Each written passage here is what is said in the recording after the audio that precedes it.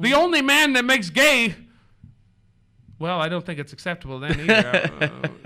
I don't know. But you got to watch out for those individuals. I mean, they're partnered up with Alexis Vane and Rusty Spokes. He makes it sloppy. They're disgusting individuals. They really are. Oh. If that's gay, I don't want to go. I don't want to try out the other two. Oh, my gosh. We've got 3 more matches to cover when we get back, especially that big match that Trajan Ender was in against Lonnie Valdez. We still have more coming up on the Michael Titus Show right here on GoMileHigh.com. GoMileHigh.com. Are you freaking kidding me? GoMileHigh.com. Hey, sports fans, go to BeOnAir.com to find out how you can launch a career in sports broadcasting. I'm Katie Mitchell, and I graduated from the Ohio Center for Broadcasting's Colorado campus. In less than a year, I got the hands-on experience I needed to start a career where I get paid to watch and talk about sports. While attending the Ohio Center for Broadcasting, I scored an internship and have been on air ever since. So if you want to work in sports radio like me, text FANS to 33239. Classes start soon, so text FANS, that's FANS, to 33239 today. Check out our fan page while you listen. Facebook.com/GoMileHigh. Or just enter Go Mile High in the search bar. Duh. GoMileHigh.com is proud to present Internet Sports Radio at the push of a button. No matter where you are in the world, simply log on to GoMileHigh.com so you can catch up on your favorite sports. Can't believe it, Kelly! Stop wasting your time with that old portable radio and join the future of sports broadcasting. Log on. GoMileHigh.com. Colorado sports lifestyle. Catch your breath. Arrie, mateys. Welcome to the ocean. I've sailed the 7 seas 100 times and found something I like even more than me treasure. 'Tis the ocean, beautiful and clear. Right now I be sailing over the Great Barrier Reef. It just shivers me timbers thinking of all the fish and coral below me. Wait, what's that floating by? The plastic bag! By Blackbeard's eye patch, that's disgusting. Why did you know that many of these things come from folks throwing them carelessly on the ground? It be true. Lend us a hand by always recycling and disposing of your trash properly. Boys, get the plank ready. Somebody's got to dive in and get that bag. Any volunteers? All right, fine. I'll do it myself. Cannonball! Find out what you can do to help keep the oceans healthy at keepoceansclean.org. Brought to you by the Keep Oceans Clean Alliance and the Ad Council.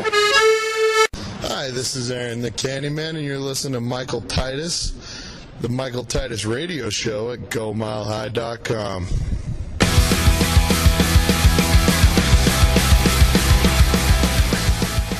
Good afternoon and welcome back to the Michael Titus Show right here on GoMileHigh.com.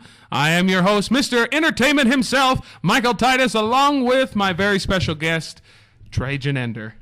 Thank you, sir. And we're talking about Primo's Hardcore in Wrestling from this past Sunday night.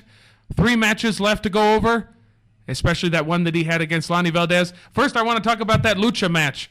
Oh, my goodness. Golden Star versus Muerte Bucanera. The Death Pirate, Pirate of Death, the only man with one hand. We've had Zach Gowen, the one-legged wrestler. This is the one-handed wrestler.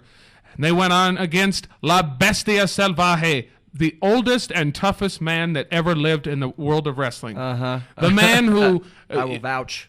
He may be 250 pounds, but when you come at him, it's like a bulldozer. Right. And he will come off that second turnbuckle on the inside and drop that senton on you, and you felt like your sternum was crushed and piercing the mat on the other side. It's just a nasty event, and he set them both up, and he did this running senton, boom, just kind of similar to, what's his name, Samoa Joe, and took those 2 guys out. The match was over. Unbelievable. I would give up. If I was on the bottom of that. But then they had the tag team title match. The champions, the Night Terrors, the guys that give me the creeps. Right. You got Kincaid and Jinsu, the king of crazy and the stiff you-know-what man. And they went up against Sofa King Over. I have to say politically correct because it doesn't sound right when you slur the words together. It's very impolite. I don't know what people thought that was a good idea. But you had that big Bam Bam, whatever his name is. Bane. Bam Bam Bane. Bane? Yeah. Well, he's the bane of people's existence, that's for sure. Yeah, I know his name now. Yeah. I made sure to know. Yeah, you had to know about that. We'll get to that in a minute, about how you know, especially in that match. But that 7-foot giant, he went in there, and he was able to stand toe-to-toe with those 2 guys. But his tag team partner, Jeff Kaz, Jeff Kaj got squashed. Jeff Kaz is my favorite wrestler. Is he really? Is that sarcasm?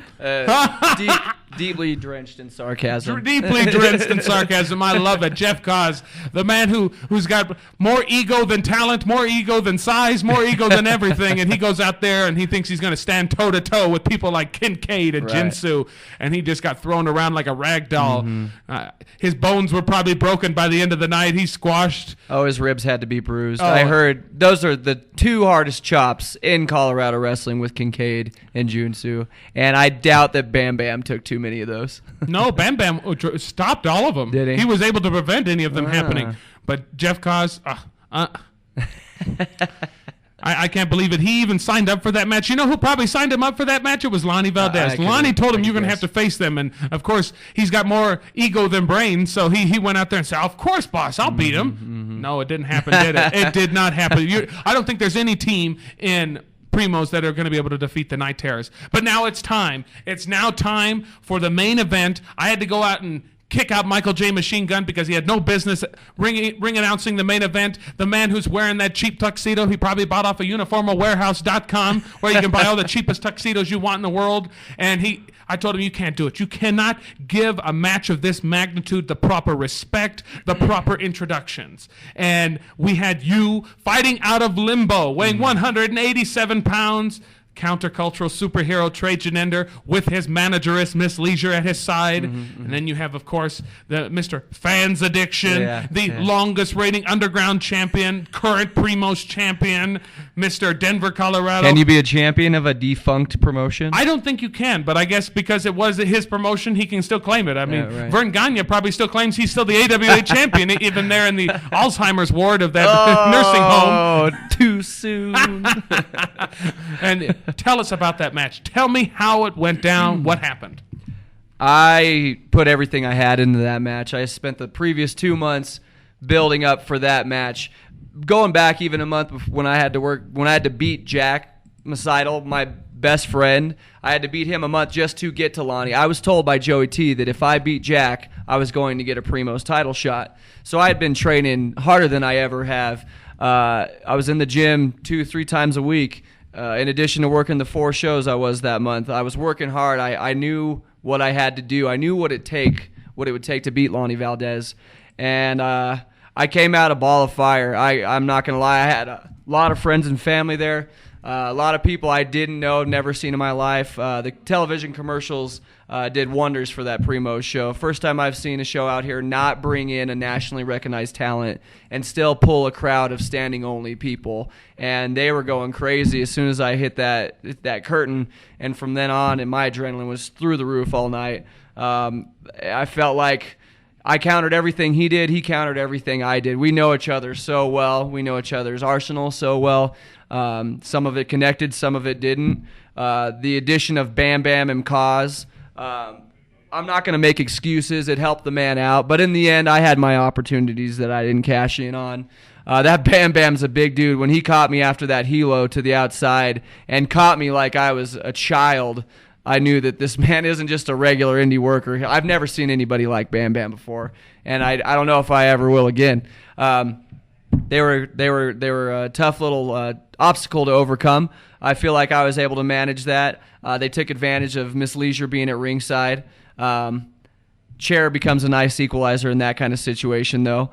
Lonnie was on his game too. Your friends, Jack Poseidon and Josh FX Evans, American Trash Brethren, they came out and they took care of those guys and took them out of the equation. That meant a lot to me. Just knowing that they had just been through a really hard match. They had a hard night leading up to that hard match, and they came out and were the equalizers for me. And turned it into a one-on-one competition again. Which the way it should have been from the start. Absolutely, it should have been. I mean, knowing Lonnie Valdez, I think it creeped into his mind, even though he never would admit it, that he knew he had a chance of losing that match. It wasn't a guarantee, and he knew that he had to have something up his sleeve, and he did. We squashed that.